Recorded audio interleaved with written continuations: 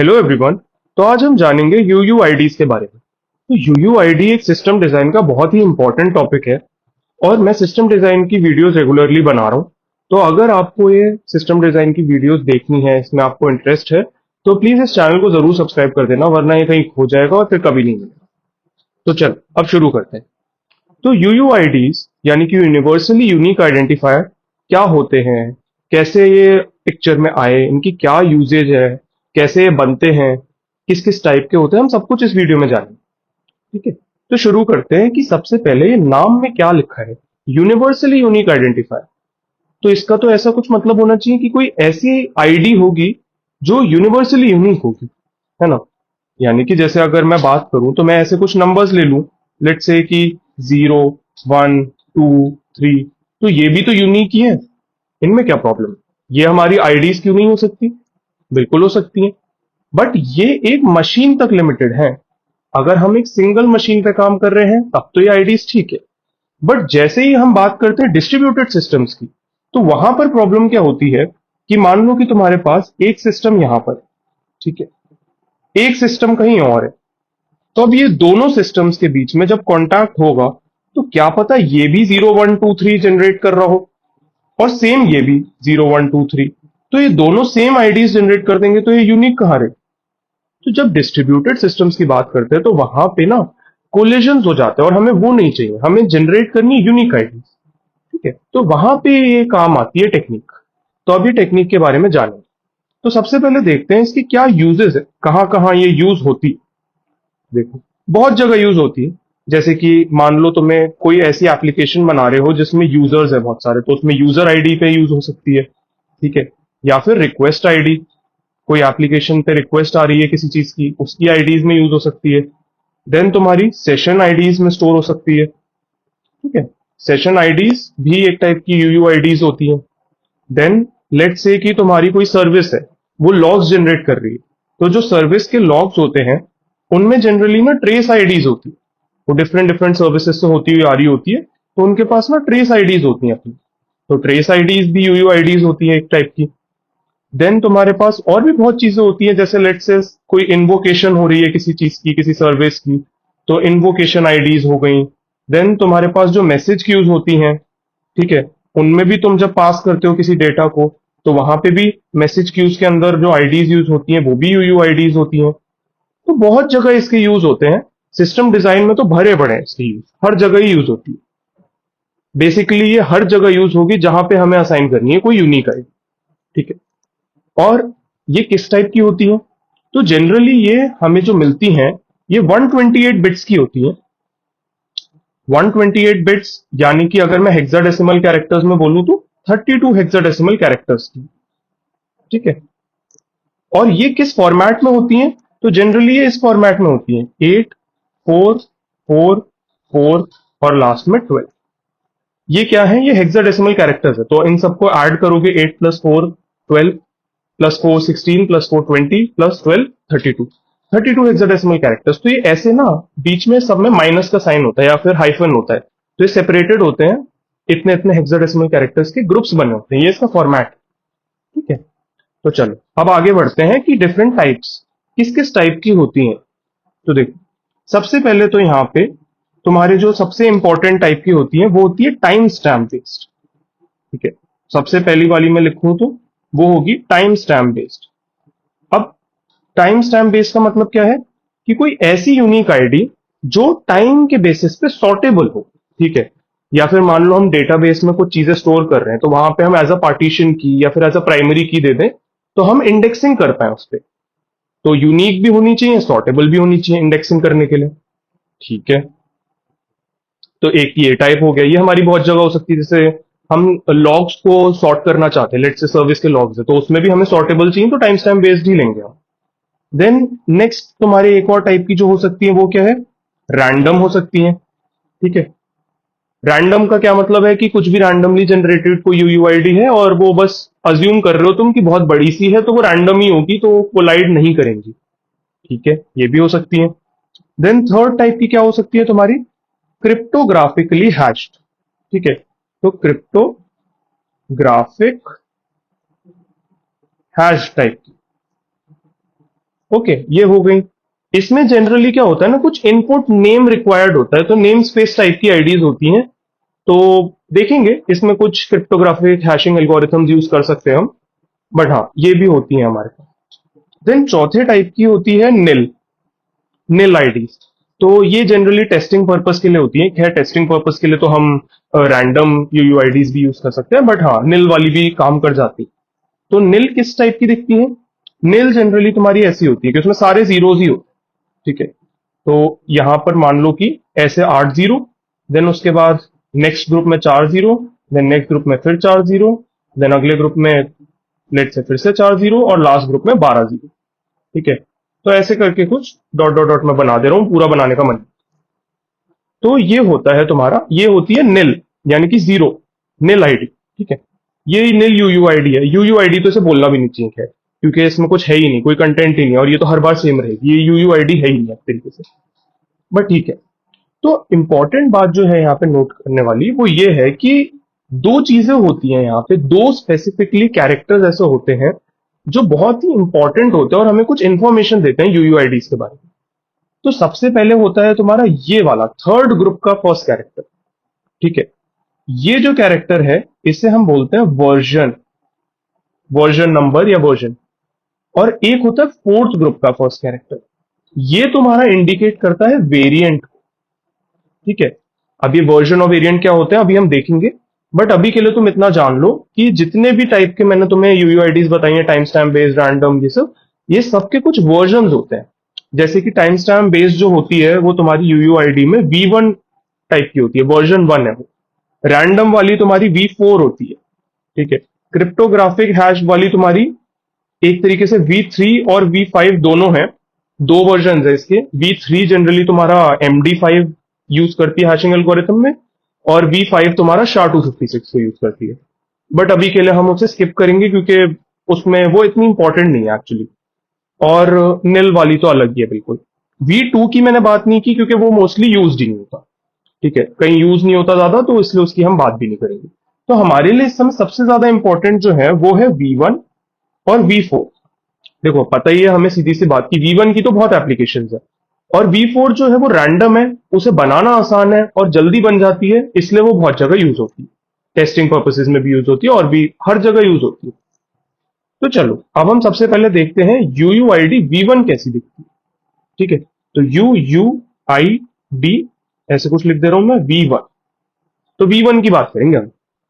तो ये जो होती है इसमें हमारे पास दो इंपॉर्टेंट चीजें होती हैं, एक होता है टाइम, ठीक है, जो टाइम स्टैम्प है, करंट टाइम स्टैम्प, और एक होता है मैक एड्रेस, ठीक है, मैक। तो ये किस टाइप से बनती है? अब देखो ग्रुप्स तो हमारे वही होंगे 8 4 4 4 12 के। तो 8 और 3 बार 4 देन 12 ऐसे ग्रुप्स हो जाएंगे। तो ये कैसी दिखेगी? तो कुछ बड़ा सा बॉक्स बना लेता हूं, उसके अंदर हम बनाने की कोशिश करते हैं। तो देखो ऐसे कुछ बड़ा सा बॉक्स बना दिया मैंने, ओके। अब यहाँ पे कुछ ग्रुप्स बनाने हो मुझे, लगभग 1/4 पे काट देता हूं मैं यहाँ पे कहीं पे, ठीक है। देन उसके बाद हाफ पे कहीं पे काट देता हूँ, इवन यहाँ काट देता हूँ, और एक यहाँ भी, ठीक है। तो इससे क्या होगा ना, मेरे ये ग्रुप्स बन जाएंगे जो मुझे चाहिए। समझ आ जाएगा अभी तुम्हें, ये 8 साइज का ग्रुप है, ये 4 का, ये 4 का, ये भी 4 का, और लास्ट वाला 12 का, ठीक है। तो इनके अंदर मुझे क्या भरना होता है? तो देखो सब में कुछ कुछ अलग होता है। यूयूआईडी V1 की हम बात कर रहे हैं, वर्जन 1, यानी कि टाइम स्टैम्प की इंपॉर्टेंस है यहाँ पे। तो इसमें क्या होता है तुम्हारा, सबसे पहले इसमें तुम्हारा एक होता है जो टाइम स्टैम्प है, यानी कि करंट टाइम। तो जो करंट टाइम स्टैम्प है तुम उसको लेते हो, और उसके तुम 60 बिट्स लेते हो, ठीक है। 60 बिट्स ही क्यों, उससे ज्यादा उससे कम क्यों नहीं? क्योंकि 60 बिट्स मोर देन सफिशियंट है, ठीक है। इतने में तुम्हारा मोर देन इनफ टाइम का डेटा स्टोर हो जाएगा, लंबे लंबे सालों का डेटा स्टोर हो जाएगा, सेंचुरीज का डेटा, ठीक है। इतना टाइम स्टोर कर सकते हो अगर तुम इसे नैनो सेकेंड्स में भी काउंट कर रहे हो तो। देन तुम्हारे पास ये 60 बिट्स का है, यानी कि 15 हेक्साडेसिमल कैरेक्टर्स का है, ऐसा बोल सकता हूं मैं, क्योंकि 4 बिट्स एक हेक्साडेसिमल कैरेक्टर होता है। तो ये किस फॉर्मेट में स्टोर होता है? ये तुम्हारा स्टोर होता है एक तरीके से काउंट ऑफ 100 नैनो सेकेंड के इंटरवल्स, ठीक है। 100 नैनो सेकेंड्स के इंटरवल्स कब से, स्टार्टिंग फ्रॉम 15 अक्टूबर। ये डेट जो है याद रखने की जरूरत नहीं है, बट ठीक है एक बार बता रहा हूं, स्टार्टिंग फ्रॉम 1582। देखो, नॉर्मली जो तुम अगर कंप्यूटर में कैलकुलेट करते हो ना तुम्हारा टाइम, तो वो टाइम पता है किस टाइप का होता है? वो तुम्हारा स्टार्टिंग डेट उसकी होती है 1 जनवरी 1970। तब से लेकर जितने भी अभी तक मिली सेकेंड्स बीते होते हैं या नैनो सेकेंड्स बीते होते हैं, वो तुम्हारा इपॉक टाइम होता है। और मोस्ट लैंग्वेजेस में जैसे जावा में तुम डेट डॉट नाउ करते हो, तो वो तब से लेकर अब तक का टाइम बताता है इन मिली सेकेंड्स, इन नैनो सेकेंड्स, जिस भी फॉर्मेट में तुम लेना चाहो। ठीक है। बट ये जो तुम्हें टाइम स्टैम्प यहां पे यूज करना है यूयूआईडी V1 के केस में, ये तुम्हारा होगा 15 अक्टूबर। ये स्टार्टिंग डेट है, 1582 तुम्हारा ईयर है। ठीक है। और किस फॉर्मेट में होगा तुम्हारा? 100 नैनो सेकेंड्स के कितने इंटरवल्स आए, यानी कि अगर मैं तुमसे बोलूं कि एक दिन की बात करो, ठीक है, तो एक सिंगल डे की बात करो, उसमें कितने सेकंड्स होंगे हमारे पास? लेट से कि 24 आवर्स होंगे और 3600 सेकंड्स होंगे हर घंटे में। तो ये जितना भी बड़ा सा नंबर आ रहा है 86,400 समथिंग, जो भी है ये नंबर, तो इसमें से तुम क्या बोलोगे कि इतने तो सेकंड्स। देन अगर मुझे इसको कन्वर्ट करना हो लेट से मिली सेकेंड्स में, तो मैं बोलूंगा 86,400 के पीछे लगा दो 3 जीरो, अभी हो गए मिली सेकेंड्स। देन इन्हें करना है माइक्रो में, 3 और लगा दिए। देन करना है नैनो में, 3 और लगा दिए। अब मैं क्या बोल रहा हूं, 100 नैनो सेकेंड्स के कितने काउंट है, यानी कि मुझे इसे 100 से डिवाइड करना पड़ेगा, क्योंकि ये तो 1 नैनो सेकेंड के कितने काउंट है, 100 नैनो सेकेंड्स के कितने काउंट चाहिए, तो मैं यहां पे एक डिवीजन लगा दूंगा, यहाँ पे 2 जीरोस को गायब कर दूंगा बेसिकली। और ये जो नंबर पूरा बच रहा है मेरे पास, ये है 100 नैनो सेकेंड्स के कितने इंटरवल्स होते हैं एक दिन में। तो मैं पूछ रहा हूं ऐसे कितने इंटरवल है स्टार्टिंग फ्रॉम ये डेट। तो ये जो टाइम स्टैंप है, ये हमें लेना है और इसके 60 बिट्स लेना है। ठीक है। देन ये भी डायरेक्टली यूज नहीं होगा, ये हमारा कहीं पे फिट नहीं आएगा 60 बिट्स डायरेक्टली। तो इसको हम ब्रेक डाउन करेंगे। किन 3 पार्ट्स में ब्रेक डाउन करेंगे हम इसको? 3 पार्ट्स होंगे इसके। सबसे पहला पार्ट होगा तुम्हारा टाइम हाई। ठीक है, टाइम हाई। देन दूसरा होगा तुम्हारा टाइम मिड। ठीक है। और लास्ट पार्ट होगा तुम्हारा टाइम लो। ठीक है। तो कुछ नहीं है, ये 15 कैरेक्टर्स थे, इनको हमने तोड़ा है। किस तरीके से तोड़ा होगा? 3 कैरेक्टर हाई में जा रहे होंगे, देन 4 कैरेक्टर मिड में जा रहे होंगे, और 8 कैरेक्टर्स लो में जा रहे होंगे। बस इतना हमने तोड़ दिया, ऐसे मत सोचो ये बहुत ज्यादा कुछ कॉम्प्लिकेटेड चीज नहीं। क्यों? क्योंकि हमें इसे यूयूआईडी में कहीं ना कहीं फिट करना था। ठीक है। अब देखो अब क्या करेंगे। अब हमें टाइम स्टैम्प कहीं पे डालना है, तो हम कहां डालें? राइट साइड पे डालें यूयूआईडी में या लेफ्ट साइड में? तो देखो, अगर तुम्हें याद हो तो V1 में, क्योंकि वो टाइम स्टैम्प बेस्ड है, हमें सॉर्टेबल रखना है। अगर हमें सॉर्टेबल रखना है तो हमें टाइम को लेफ्ट में डालना पड़ेगा ना। अगर हम लेफ्ट में नहीं डालेंगे तो सॉर्टिंग कैसे होगी? सॉर्टिंग तो लेफ्ट टू राइट होती है ना, मतलब जो अगर तुम दो एलिमेंट्स को कंपेयर करोगे तो लेफ्ट टू राइट उनके नंबर्स कंपेयर करना चालू करते हो। तो हम सबसे पहले डालेंगे यहाँ फर्स्ट 8 कैरेक्टर्स में तुम्हारी यूयूआईडी के, हम डालते हैं टाइम का लो वाला पार्ट। ठीक है। लो वाला क्यों? क्योंकि वही सबसे सिग्निफिकेंट पार्ट है एक तरीके से देखा जाए। मिड वाला पार्ट जो है वो बहुत कम चेंज होगा, वो ईयर्स में कहीं पे जा रहा होगा। और हाई वाला पार्ट तो भूल ही जाओ, वो तो रेयरली चेंज होगा, शायद हो भी ना, बहुत कम चेंज। ठीक है। देन बीच में क्या आएगा तुम्हारा? यहां पे तुम्हारा आएगा टाइम का मिड पार्ट। ठीक है। नेक्स्ट 4 कैरेक्टर्स जो है वो टाइम का मिड पार्ट हो। अगले 4 कैरेक्टर्स जो है थर्ड ग्रुप, अगर तुम्हें याद हो तो मैंने अभी थोड़ी देर पहले बताया था, उसमें जो फर्स्ट कैरेक्टर है यानी कि फर्स्ट हेक्साडेसिमल कैरेक्टर, वो वर्जन को रिप्रेजेंट करेगा। तो यहां पे आएगा, मैं इसको अगर यहां पे ऐसे एक लाइन बना दूं, तो यहां पे आएगा वर्जन, है ना। यहां पे मैं लिख देता हूं वर्जन। तो वर्जन क्या है इसका? यूयूआईडी V1 है, तो वर्जन क्या है? 1। तो यहां पे फिक्स है कि 1 कैरेक्टर आएगा, सिंपल। हेक्साडेसिमल 1 आएगा, खत्म। देन बाकी बचे हुए 3 में तुम्हारा क्या आएगा? देखो, हमने टाइम को डिवाइड किया था 3, 4 और 8 में। अब हम 8 और 4 वाले तो डाल चुके हैं, तो बचा कौन सा? 3 वाला। तो हम ये वाले दोनों डाल चुके हैं, और ये 3 वाले को अभी हमें डालना है, तो हम यहां पे डाल देंगे बचे हुए 3 कैरेक्टर्स। तो यहां पे हम डाल देंगे टाइम का हाई वाला पार्ट। ठीक है। ये भी डाल दिया, ओके।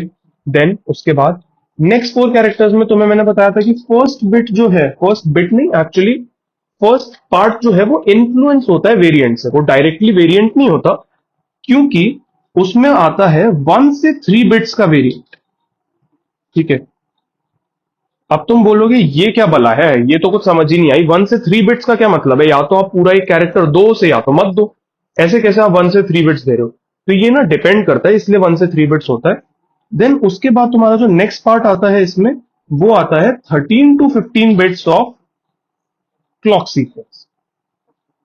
ठीक है, ये सब क्या होता है मैं अभी समझा दूंगा, बट अभी के लिए ये समझ लो कि यहाँ पे देखो, अगर तुम्हारा वेरिएंट जो है वो 1 बिट का है, ठीक है, तो अगर तुम वेरिएंट 1 बिट का ले रहे हो तो तुम्हारी क्लॉक सीक्वेंस 15 बिट्स की आएगी, क्योंकि टोटल तुम्हें कितना चाहिए यहाँ पे, 16 बिट्स, 4 कैरेक्टर्स है ना, 4 हेक्साडेसिमल कैरेक्टर्स यानी कि 16 बिट्स।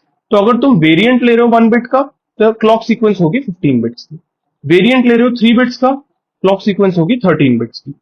ऐसी तुम वेरिएंट ले रहे हो 2 बिट्स का, तो क्लॉक सीक्वेंस होगी 14 बिट्स। खत्म। मतलब दोनों का सम जो है वो 16 आना चाहिए सिंपली, क्योंकि वो वहां फिट करना है ना तुम्हें। ऐसे हो। लास्ट वाले पार्ट में क्या आएगा? लास्ट वाले पार्ट में आएगा तुम्हारा मैक एड्रेस। ठीक है, तो यहां पे मैं लिख देता हूं 48 बिट्स ऑफ मैक एड्रेस।